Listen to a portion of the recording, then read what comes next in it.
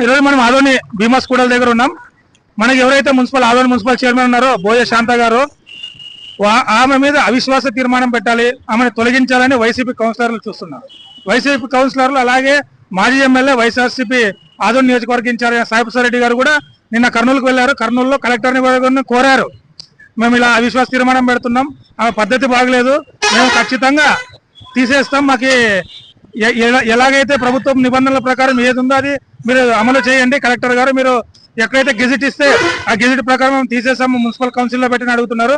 దానికి అక్క ఏం చెప్తుందో మనం వెయిట్ చేయాల్సింది. అలాగే ఈ రోజు నిన్నటి రోజు అది జరిగింది. ఈ రోజు చూస్తే అక్క జగనన్న న్యాయం చెప్పన్నా అనేసి కండువా కప్పుకొని మున్సిపల్ చైర్మన్ కూడా ఇక్కడ కూర్చున్నారు శాంత గారు. ఆమె మాటలో విందాం, అసలు ఏమనుకుంటున్నారు ఏమో. అక్క అసలు ఏం న్యాయం కావాలక్క మీకు? మీడియా మిత్రులకి అందరికి గానీ 1 గంటకి నేను ఎందుకు కూర్చున్నానో సమాధానం 1 గంటకి చెప్తాను. అదే 1 గంటకు సమాధానం చెప్తా, మీడియా మిత్రులు అందరినీ పిలిచి 1 గంట చెప్తా. అప్పటి వరకు నా మౌనంగా నాకు ఏదైతే అన్యాయం జరిగిందో అన్యాయానికి గల కారణాలు కానీ ఇంకోటి కానీ 1 గంటకి చెప్తాను.